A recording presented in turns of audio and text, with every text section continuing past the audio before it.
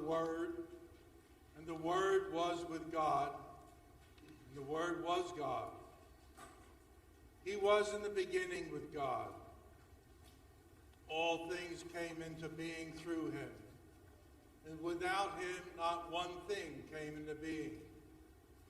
What has come into being in him was life, and the life was the light of all the people. The light shines in the darkness, and the darkness did not overcome it. There was a man sent from God whose name was John. He came as a witness to testify to the light, so that all might believe through him. He himself was not the light, but he came to testify to the light. The true light which enlightens everyone was coming into the world.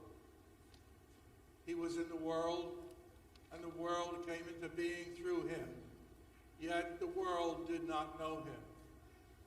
He came to what was his own, and his own people did not accept him. But to all who received him, who believed in his name, he gave power to become children of God, who were born not of blood or of the will of the flesh or of the will of man, but of God. And the Word became flesh and lived among us. And we have seen his glory, the glory as of the Father's only Son, full of grace and truth. John testified to him and cried out, "This was he of whom I said, 'He who comes after me ranks ahead of me, because he was before me.'" From his fullness we have all received grace upon grace. The law indeed was given through Moses. Grace and truth came through Jesus Christ. No one has ever seen God. It is God, the only Son, who is close to the Father's heart, who has made him known. The Gospel of the Lord. Praise to you, Lord Christ.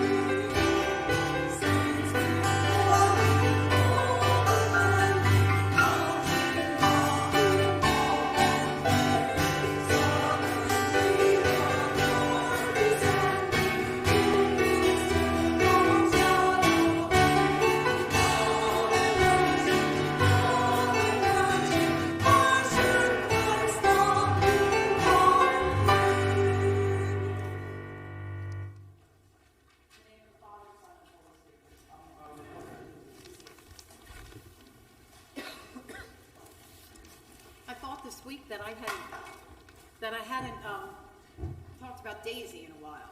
I think it might be time for a little bit of Daisy in one of my sermons.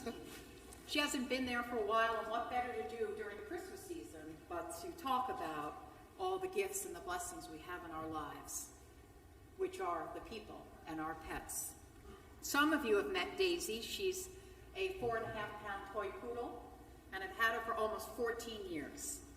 She's in pretty good shape, except about a year ago, she began to lose her eyesight. And the vet told me, don't move anything. Keep everything exactly where it is. So I do that. I keep her bowl and her bed all in the same place. And she does pretty well. She doesn't jump off anything anymore. And she can't jump on or off the bed, so I do carry her around a lot. But there's definitely been a change in how I care for her and how she communicates with me. She used to communicate mostly through barking, a lot of barking. Especially if she saw something or if she heard something, she'd race to the door. But now that she can't see, she doesn't do that anymore. In fact, she doesn't even bark when I come in the house anymore. Some sounds she reacts to, but things have changed. Not for the better, not for the worse. It's just different.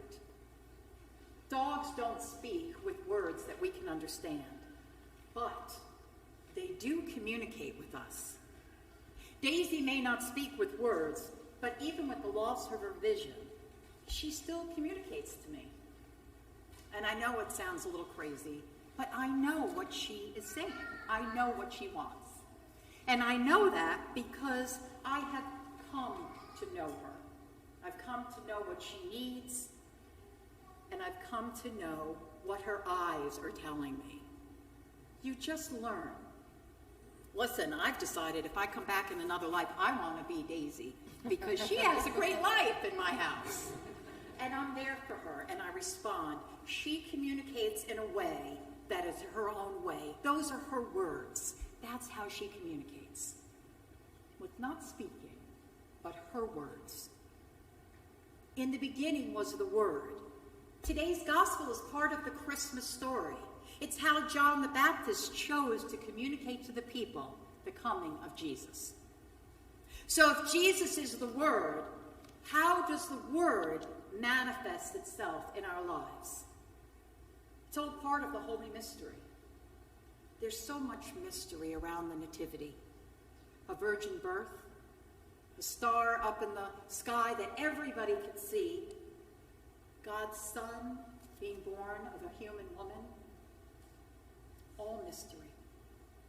And I love that. I feel that the mystery is part of what makes it holy. But I'm finding out that the world doesn't do well with mystery, especially around religion. I mean, there is so much mystery in our world. There's so much that we do based on trust. We doctors, surgeons, we meet them. We might not know them that well when we meet them, but we trust that they're going to do their best and care for us. A plane takes off and lands. I don't know how. But we trust, a lot of trust in the pilot, that they'll know what they're doing, that they'll take off and it will land. We trust. We trust when we're at a four-way intersection, four-way stops. We stop. We trust that the other three will stop as well. We trust and we hope. But around the subject of God and Jesus, particularly at the time of a holiday, Christmas, there's an awful lot of stories and investigations into the truth around the birth. The History Channel on Christmas Day did a marathon of a documentary series called Finding Jesus, Uncovering the Truth. It was a whole episode, a whole hour on the subject of the manger. And was that real? Was there really a manger in the barn? Did it exist?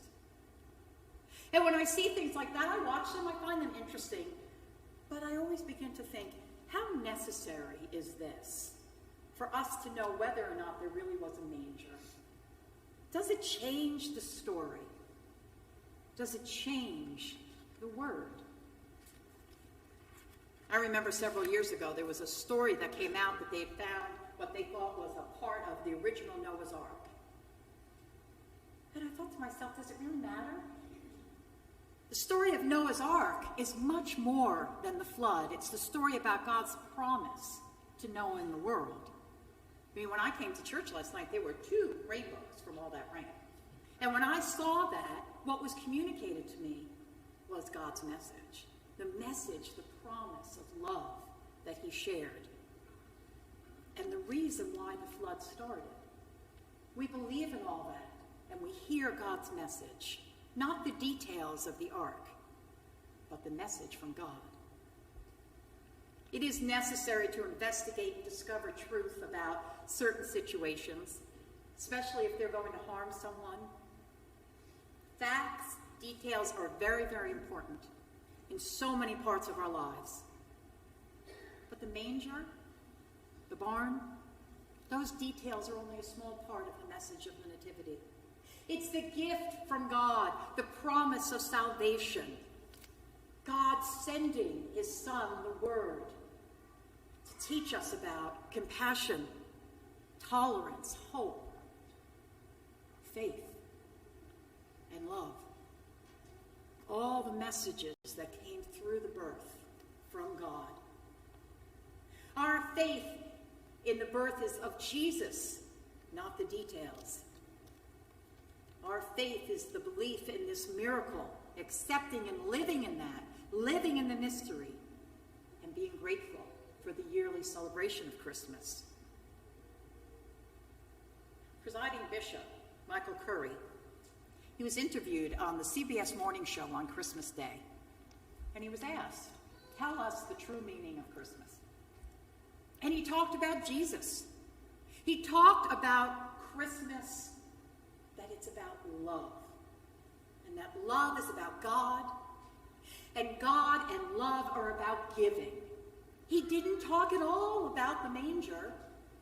He talked about the bigger picture of this gift that we receive from God at Christmas, the true meaning of love. I had a dog before Daisy. His name was Toto. I had Toto for 15 and a half years. When Toto died, I found that I couldn't talk about his death. I didn't understand it. I couldn't understand this deep grief I was feeling. Grief that surrounds our lives when we lose somebody that we love.